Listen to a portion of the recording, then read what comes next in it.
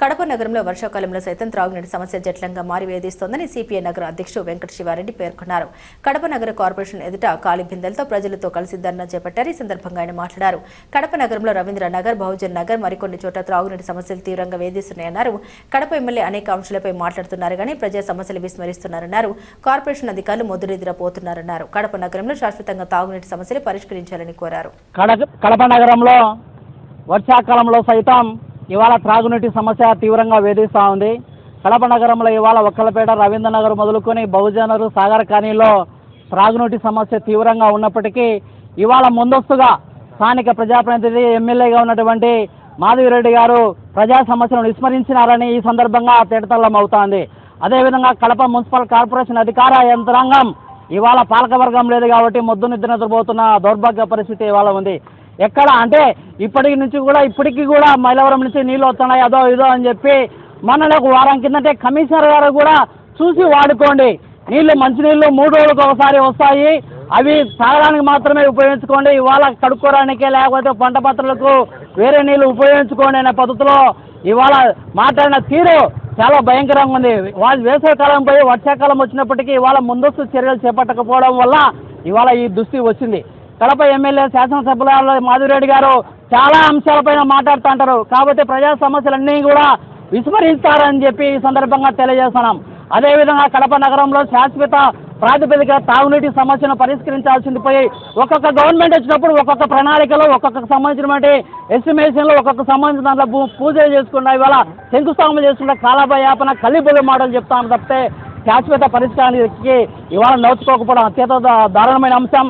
గత చంద్రబాబు ప్రభుత్వం హయాంలో ఇక్కడ పెన్నా నదిలో సబ్ సర్ఫేస్ డ్యామ్ 72 కోట్లతో నిర్మిస్తామని చెప్పి ఆనాడు అదే శ్రీనివాసరెడ్డి గారు సమక్షంలో ఆయన శంకుస్థాపన కూడా చేయించిన పరిస్థితి.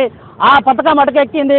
తర్వాత జగన్మోహన్ రెడ్డి ప్రభుత్వం సంబంధించి అంతకుముందు రాజశేఖర రెడ్డి సమస్యల బ్యాక్ వాటర్ నుంచి నీళ్లు తీసుకొస్తామని చెప్పి అది మధ్యలోనే ఆగిపోయింది.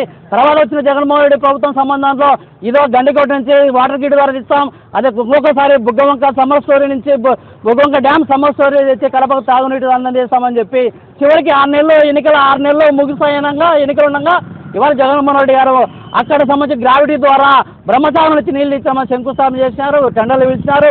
గవర్నమెంట్ వచ్చినట్టే ఆ టెండర్లన్నీ అటమైన దిల్లు మళ్ళీ మొదటిగా టీడీపీ కూటమి ప్రభుత్వం టెండర్లు వేసి ఇచ్చి ఎత్తిపోతల పథకం ద్వారా ఇవాళ చాలా కాస్ట్లీగా చాలా ఖర్చుతో కూడుకునే పథకం ద్వారా ఇవాళ సంబంధించినటువంటి తాగునీటికి ఇదో చేస్తాం అదో చేస్తామని చెప్పి మననే శంకుస్థాపన చేసిన పరిస్థితి. అంటే ఒక్కొక్కసారి ఒక్కొక్క పద్ధతిలో ఇవాళ త్రాగునీటి సమస్య కోసము ఇవాళ డబ్బులు 100 కోట్ల రూపాయల సంబంధంలో కాంట్రాక్ట్ల పేరుతో కమిషన్ల పేరుతో ఇవాళ ఇవాళ ఇవి చేసేదానికి కూడా అంటే వాటి సంబంధంలో నిధుల సంబంధంలో పంపకాలు చేసుకునేదానికి ఒక ప్రయత్నం చేసుకుంటారు కానీ ఎక్కడెక్కడ ఎప్పుడెప్పుడు నిర్దిష్టంగా చిత్తశుద్ధితో అంకితభావంతో ఇవాళ కడప నగర త్రాగునీటి సమస్యకు దీర్ఘకాలంగా చిత్తశుద్ధితో ఇవాళ అధికార యంత్రం కానీ ప్రభుత్వం కానీ చేసిన పరిస్థితి లేదు. ఇవాళ ఎండల కాలం అయింది, వర్షాకాలం వచ్చినప్పటికీ అనేక కాలనీల్లో సంబంధించిన దాంట్లో ఇవాళ అనేక ప్రాంతాల్లో ఎవరిని ఎక్కడ చేసినా ఇంతవరకు తాగునీటి సమస్య తీవ్రంగానే అది కూడా త్రాగునీటిలు కూడా సప్లై అవుతున్నప్పటికీ కలుషితమైనటువంటి నీళ్లు ఇక్కడ వస్తున్నాయి. ఇవాళ అమృత 1లో సంబంధించంగా అసంపూర్తిగా పనులు ఉన్నాయి. అమృత 2లో ఇవాళ ఇబ్బందికరమైన పరిస్థితి, ఇవాళ పనులు ప్రారంభంగానే దౌర్భాగ్య పరిస్థితి. అదేవిధంగా గత సంవత్సరం 2025 డిసెంబర్లో ఇవాళ ఇదే శాసనసభ్యురాలు మాధవిరెడ్డి గారు ఇక్కడ సంబంధించిన దాంట్లో పక్కిరపల్లిలో ప్రారంభించారు.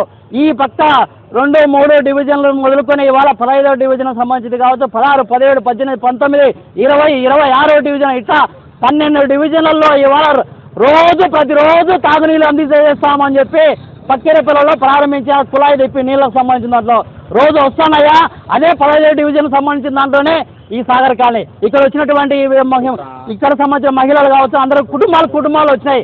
వారం రోజులుగా అక్కడ త్రాగడానికి మంచినీళ్ళు కాదు బోరు నీళ్లు అందరూ సప్లై చేస్తారు. బోరు నీళ్లు కూడా వాడుకోవడానికి తాగేదానికి అయ్యే సంబంధించిన దాంట్లో అక్కడ వాడుకోవడానికి కూడా అయ్యా ఆ నీళ్ళను కూడా సప్లై చేయలేని దౌర్భాగ్య పరిస్థితుల్లో ఇవాళ మున్సిపల్ కార్పొరేషన్ అధికార యంత్రాంగం ఉందంటే మొద్దు నిద్రపోతుందని ఏం చెప్తున్నాం.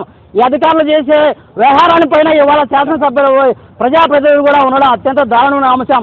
ఇవాళ ప్రజా సమస్యలలో ఇవాళ కార్పొరేషన్ యంత్రాంగం కావచ్చు, ఎమ్మెల్యేలు కావచ్చు, ఎంపీలు కావచ్చు అందరూ అన్ని స్థాయిలో ఇవాళ ప్రజాప్రతినిధులు అధికారులు అంతా కూడా ముద్దు నిద్రపోవడం వల్ల ముందస్తు అంచనా వేయడం వల్ల ఇవాళ త్రాగునీటి సమస్య వర్షాకాలంలో కూడా ఉండడం అత్యంత దౌర్భాగ్యమైన అంశం. ఇవాళ శాశ్వత ప్రాతిపదికన త్రాగునీటి సమస్య కోసం చిత్తశుద్ధితో వివరించాల్సిన అవసరం ఉంది.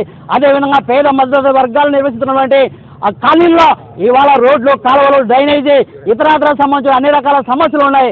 ఆ సమస్యలన్నిటి కూడా పక్కన పెట్టి ఇవాళ తెలుగుదేశం పార్టీ రానున్న స్థానిక ఎన్నికలను దృష్టిలో పెట్టుకొని ఇవాళ 15th ఫైనాన్స్ సంబంధించినటువంటి రోడ్లు మౌలిక వసతులు కూడా కొన్ని డివిజన్లకు మాత్రమే ఇవాళ పనులు చేపట్టి వాళ్ళు అధికార పార్టీ నాయకులు లబ్ధి పొందడానికి ప్రయత్నం చేస్తున్నారు. కాబట్టి ఈ యొక్క ప్రజా వ్యతిరేక విధానాలు ఇవాళ కార్పొరేషన్ అధికార యంత్రాంగం కావచ్చు, అధికార పార్టీ నేతలు కావచ్చు విడనాలని చెప్పి ఇవాళ త్రాగునీటి సమస్య శాశ్వత పరిష్కారం కోసం చిత్తశుద్ధితో పరిష్కరించాలని చెప్పి, అదేవిధంగా ఈ నీళ్ల సమస్య ఎక్కడైతే కడప నగరంలో ఇప్పటికీ అనేక ప్రాంతాల్లో ఇబ్బందులు పడతారు కాబట్టి అక్కడ తాత్కాలికంగా అయినా చిత్తశుద్ధితో మొత్తం ట్యాంకుల ద్వారా అయినా ఏర్పాటు చేసి వెంటనే ఆ నీటి సమస్య పరిష్కరించాలని చెప్పి చాలా కడప నగర శివారు ప్రాంతాల్లో చాలా ప్రాంతాల్లో ఇప్పటికీ లింగంపల్లి సంబంధించిన నీళ్లు కావచ్చు, వాటర్ గండి సంబంధించిన నీళ్లు కావచ్చు, మంచినీళ్ళు సప్లై చేయలేకపోతున్న దౌర్భాగ్య పరిస్థితి.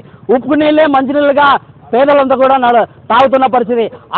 అక్కడి నుంచి బయటపడాల్సిన బాధ్యత ఇవాళ కూటమి ప్రభుత్వం ఉంది. కాబట్టి వెంటనే చిత్తశుద్ధితో నిధులు కేటాయించి ఈ యొక్క పథకాలన్నింటి పరిపూర్తి చేసి తాగునీటి సమస్యను మౌలిక వసతుల సమస్యలను తీర్చాలని భారత కమ్యూనిస్ట్ పార్టీ సిపిఐగా డిమాండ్ చేస్తున్నాం.